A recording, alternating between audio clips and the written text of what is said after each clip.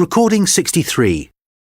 You will hear a telephone conversation between two friends called Julie and Nick about cheap accommodation in the city of Darwin, Australia.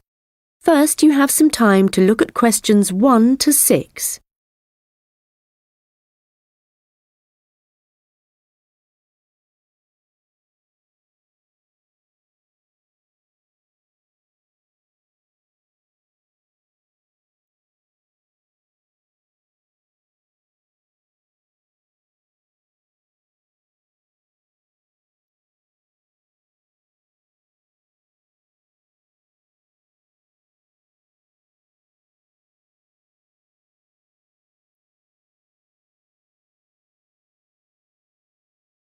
Hi Nick, it's Julie.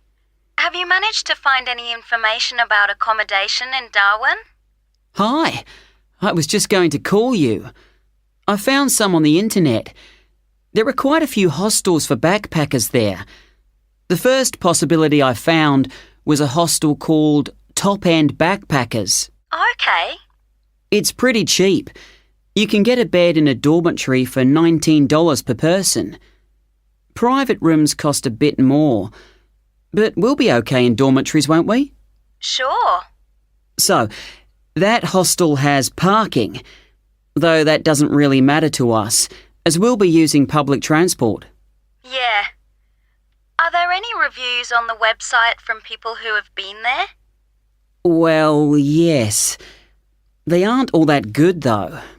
Some people said they didn't like the staff. They had an unfriendly attitude. That's quite unusual in a hostel. Usually all the staff are really welcoming. That's what I thought. People said they liked the pool and the fact that the rooms had air conditioning.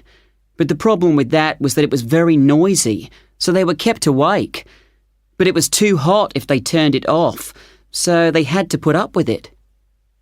Someone told me there's another hostel called Gumtree something. Gumtree Lodge. It costs a bit more, $45 a person. What?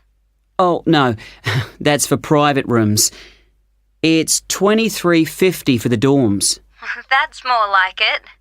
It looks to be in quite a good location. A bit out of town and quiet, but with good transport and quite near a beach. Has it got a pool?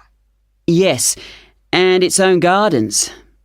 The reviews for that one are mostly okay, except for one person who said they couldn't sleep because there were insects flying around in the dormitories. Not for me then. And I'd rather be somewhere central, really.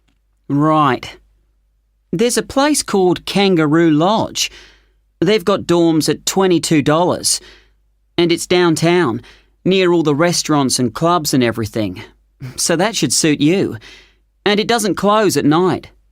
So there's always someone on reception? That sounds good.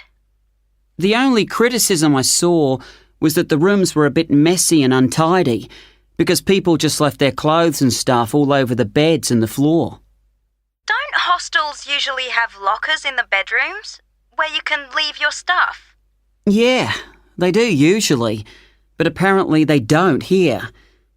Still, hostels are never particularly tidy places, so that doesn't bother me. And the same person said that the standard of cleanliness was pretty good, and especially the bathrooms. They were excellent as far as that went. Right. Yeah, I reckon Kangaroo Lodge sounds the best.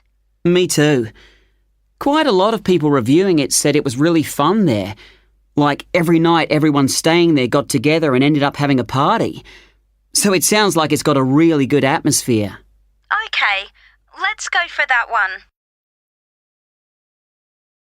Before you hear the rest of the conversation, you will have some time to look at the questions 7 to 10.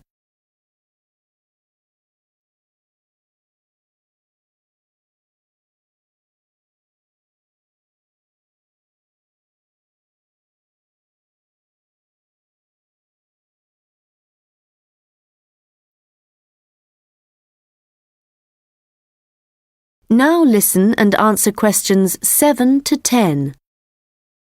Did you get the address of Kangaroo Lodge? Yes, it's on Shadforth Lane. Can you spell that? Shadforth.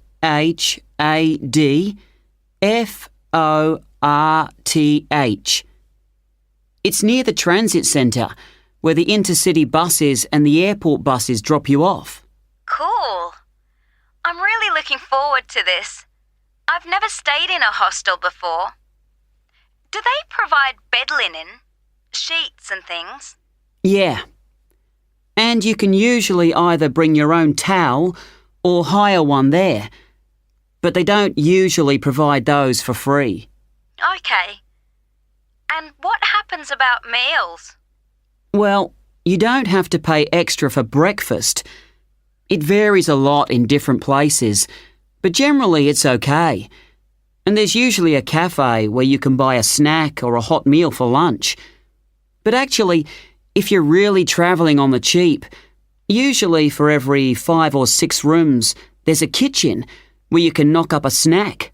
And that saves a lot of money. Great. Right. Well, shall I go ahead and book that? That is the end of section 1. You now have half a minute to check your answers.